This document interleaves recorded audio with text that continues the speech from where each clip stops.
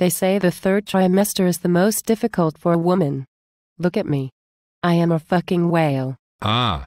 But Brenda, you pull it off well. I would never even have guessed that you were pregnant. Christ. Until recently, I did not even realize that we were married. Dear me. How that did give my head a turn. I had to go and have a lie down after that rather earth-shaking revelation. Here's me thinking you were my GF when we were actually minks. And just what the hell is that, Todd? Christ if I know. Do I look like fucking Google?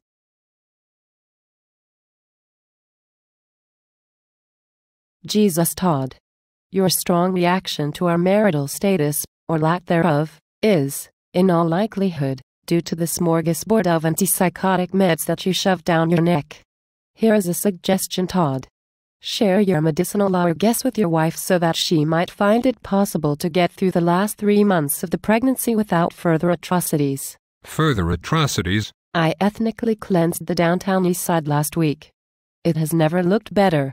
Mind you, I will never get those stains off my halter top. That is all right. That is the suicide belt of the city. They will not be missed. Yes. My word, it is amazing how clothing can disguise that bovine figure of yours. I must confess to having a rather large and thoroughly tumescent erection at the moment, sweetheart.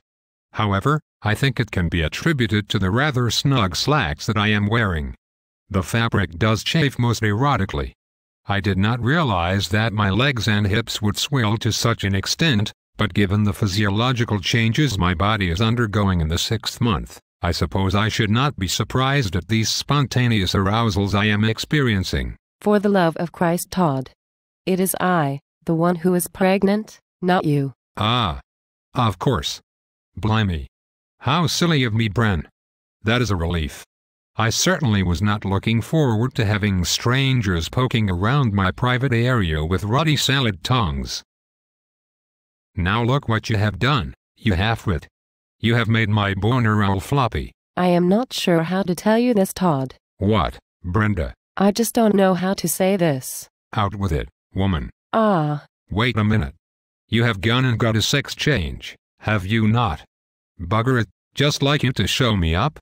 Now I am the bloke married to another bloke. You know. That guy. Jesus. Okay. I think I can cope with this. After all, I have seen you naked and lived to tell the tale. Who is to say that two fathers cannot raise a child as well as, or even better than a man and a woman? Do you know what?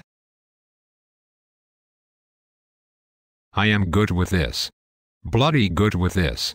Bring it on.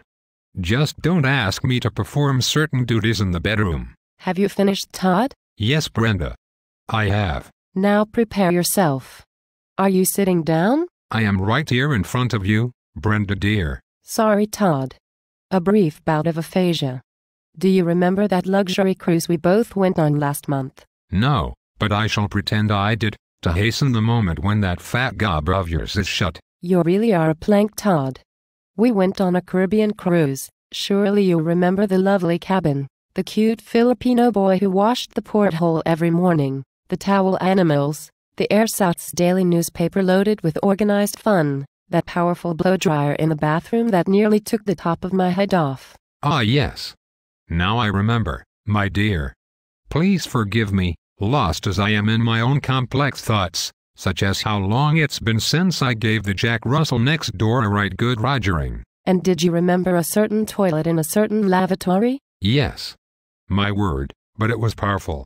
When I sat on it, it fair sucked the turds right out of my ass, not merely flushing them away, but hurling them from me at great velocity, so that the shit that came out of my ass no longer physically existed, but was merely an abstraction.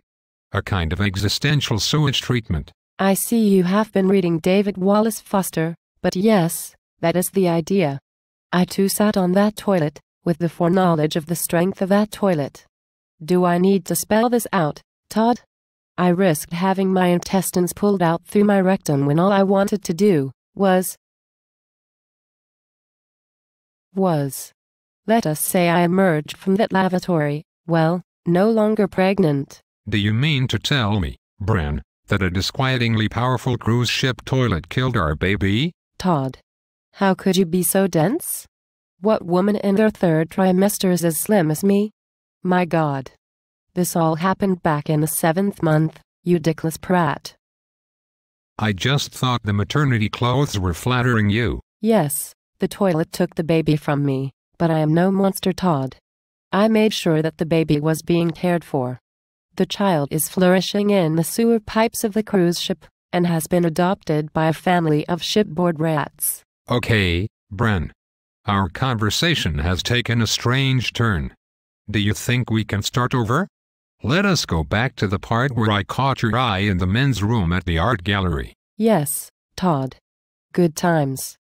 But all this is a means of venting the contempt that I feel for you. You are being classically passive-aggressive, my dear. Okay, Todd. Cards on the table. I was never pregnant. I simply threw some pillows and cushions beneath my blouse to help in the deception. I thought it might salvage this grotesque charade that we call a marriage. Well, roll me in flour and bake me at 400 degrees. I often wondered why the pillows around the house were slowly disappearing as the pregnancy wore on. But can you explain the morning sickness? Occupying the same bed with you made that particular deception easy peasy lemon squeezy.